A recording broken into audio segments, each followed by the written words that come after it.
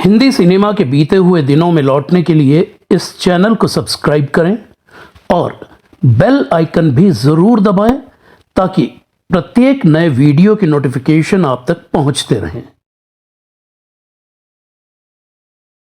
नमस्कार, मैं शिशिर कृष्ण शर्मा बीते हुए दिन में आपका स्वागत करता हूं। आज बात जवाहर कौल की, हिंदी सिनेमा के सुनहरे दौर के वो बेहद खूबसूरत हीरो जिन्हें वो मुकाम कभी नहीं मिल पाया जो मिलना चाहिए था। हालांकि दर्शकों के दिलो दिमाग में वो अपनी एक खास जगह और खास पहचान बनाने में कामयाब जरूर हुए थे। जवाहर कौल ने अपने करियर की शुरुआत छोटे छोटे रोल से की थी। साल 1945 की फिल्म वीर कुणाल में वो फिल्म के हीरो किशोर साहू के छोटे भाई के रोल में नजर आए थे, तो उसी साल की सोहराब मोदी की फिल्म एक दिन का सुल्तान में वो हुमायूं के महावत बने थे। बतौर हीरो उनकी पहली फिल्म थी साल 1948 की खिड़की, जिसमें उनकी हीरोइन रेहाना थी। जवाहर कौल जी का जन्म 27 सितंबर 1927 को श्रीनगर कश्मीर के एक नेहरू परिवार में हुआ था, लेकिन वो सिर्फ 6 दिन के थे जब उन्हें करीबी रिश्तेदारी में गोद दे दिया गया था और इस तरह उनके नाम के आगे नेहरू की जगह कौल जुड़ गया। जवाहर जी कहते थे, उन दिनों जवाहर टनल बनी नहीं थी और मुल्क के बाकी हिस्सों में जाने का रास्ता रावलपिंडी से होकर गुजरता था। मैंने पंजाब यूनिवर्सिटी से इंटर किया और फिर मैं रावलपिंडी चला आया।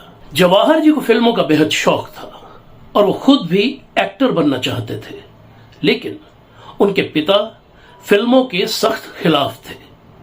रावलपिंडी में करीब 1 महीना बिताने के बाद जवाहर जी ने अपने पिता से कहा कि वो पूना यूनिवर्सिटी से ग्रेजुएशन करना चाहते हैं, जिसके लिए पिता ने उन्हें इजाजत दे दी और इस तरह पढ़ाई का बहाना करके जवाहर जी पूना जाने के बजाय मुंबई चले आए। जवाहर कौल 1940 के दशक के मध्य में मुंबई पहुंचे और उन्होंने दादर को अपना ठिकाना बना लिया। दादर को उन दिनों फिल्मी गतिविधियों का केंद्र माना जाता था, जहां रंजीत, श्री साउंड और सुप्रीम जैसे बड़े स्टूडियोज हुआ करते थे। जवाहर जी दिन भर स्टूडियोज के चक्कर काटते और रात को प्रभा पिक्चर्स के ऑफिस की गैलरी में जाकर सो जाते थे। पैसे की चिंता उन्हें इसलिए नहीं थी क्योंकि पढ़ाई के नाम पर हर महीने 150 रुपए का मनी ऑर्डर उनके घर से आ ही जाता था। कश्मीरी होने के नाते उनकी पर्सनैलिटी में एक आकर्षण था, इसलिए काम मिलने में भी उन्हें बहुत ज्यादा वक्त नहीं लगा और इस तरह साल 1945 की वीर कुणाल से उनके करियर की शुरुआत हुई। दादर में ही जवाहर जी की दोस्ती अभिनेता राधा किशन से हुई, जो लल्लू भाई मेंशन में रहते थे। उसी बिल्डिंग में दादा भगवान और फिल्मों में प्रोडक्शन मैनेजर प्रभाशंकर याग्निक भी रहते थे। प्रभाशंकर उस जमाने के जाने माने अभिनेता नवीन याग्निक के भाई थे। जवाहर जी की प्रभाशंकर से गहरी दोस्ती हो गई और फिर प्रभाशंकर ने जवाहर जी को अपने घर में रहने की जगह दे दी और फिर प्यारेलाल संतोषी भी इस ग्रुप का हिस्सा बन गए। उनके डायरेक्शन में बनी साल 1947 की फिल्मिस्तान के बैनर की फिल्म शहनाई सुपर डुपर हिट हुई, तो प्यारेलाल संतोषी ने खुद ही प्रोड्यूसर बनने का फैसला कर लिया। खिड़की उन्हीं के बैनर की पहली फिल्म थी जिसमें उन्होंने जवाहर और रेहाना को बतौर हीरो और हीरोइन साइन किया था। ये फिल्म बॉक्स ऑफिस पर ठीक ठाक ही रही। अगले करीब 1.5 दशक में जवाहर कौल ने आजादी की राह पर, गरीबी, अपनी छाया, शीश महल, दाग, पहली झलक, कठपुतली, देख कबीरा रोया, भाभी, एक शोला, अदालत, बंटवारा और साहब बीबी और गुलाम जैसी फिल्मों में अहम किरदार निभाए।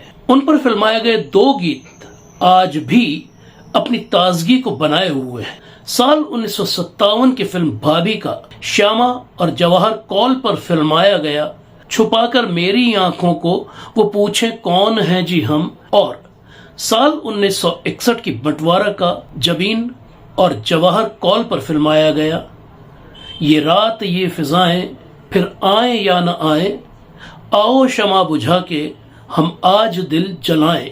जवाहर जी कहते थे, मुझे मनचाही सफलता नहीं मिल पा रही थी। उधर 1950 के दशक के मध्य में मेरी शादी भी हो गई थी। मेरी पत्नी बेहद पढ़ी लिखी और मुंबई के एक जाने माने खानदान से थी। वह स्टेट लेवल की बैडमिंटन प्लेयर भी थी। उनके पिता डॉक्टर बाबा साहब अंबेडकर के करीबी दोस्त और सहयोगी थे और मुंबई महानगर पालिका के सीनियर कॉरपोरेटर्स में से थे। दादर ईस्ट का DB प्रधान मार्ग उन्हीं के नाम पर है। उधर मैंने जब देखा कि मेरे करियर का ग्राफ उठ नहीं पा रहा है तो मेरा मन एक्टिंग की तरफ से उखड़ने लगा और वैसे भी मेरे हिस्से में बढ़ती उम्र के साथ अब सिर्फ कैरेक्टर रोल्स ही आ रहे थे।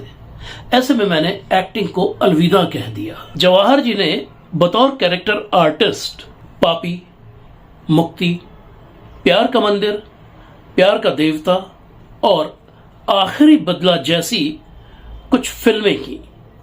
इनमें प्यार का मंदिर और प्यार का देवता की प्रोड्यूसर उनकी बेटी शबनम कपूर थी। एक्टिंग को अलविदा कहने के बाद जवाहर कौल ने कुछ समय बतौर प्रोडक्शन मैनेजर काम किया और फिर वो मिथुन चक्रवर्ती के सेक्रेटरी बन गए। ये जिम्मेदारी उन्होंने 17 सालों तक संभाली और उस दौरान मिथुन को लेकर फिल्म अग्निपुत्र का निर्माण भी किया। अग्निपुत्र रुक रुक कर बहुत लंबे वक्त में बनी और साल 2000 में बहुत मुश्किल से रिलीज हो पाई। इसकी नाकामी ने जवाहर जी को बहुत आर्थिक नुकसान पहुंचाया।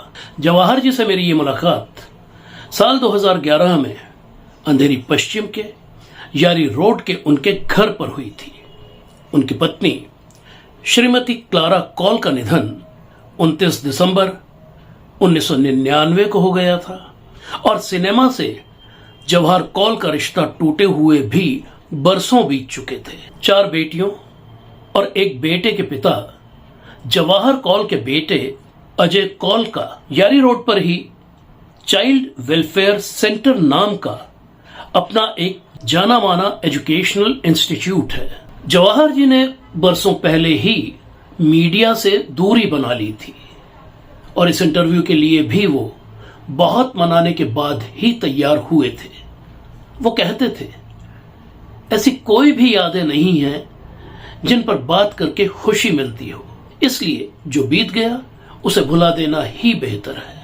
जवाहर कौल का निधन 92 साल की उम्र में 15 अप्रैल 2019 को मुंबई में हुआ। तो ये थी कहानी हिंदी सिनेमा के सुनहरे दौर के जाने माने अभिनेता जवाहर कौल की। जवाहर कौल के डिटेल्ड इंटरव्यू का ब्लॉग बीते हुए दिन का लिंक इस वीडियो के साथ डिस्क्रिप्शन में दिया गया है। अब आप हमसे टेलीग्राम पर भी जुड़ सकते हैं। टेलीग्राम का हमारा लिंक भी आपको डिस्क्रिप्शन में मिलेगा। तो मिलते हैं बहुत जल्द हिंदी सिनेमा की किसी और भूली बिसरी शख्सियत, किसी भूली बिसरी दास्तान को लेकर।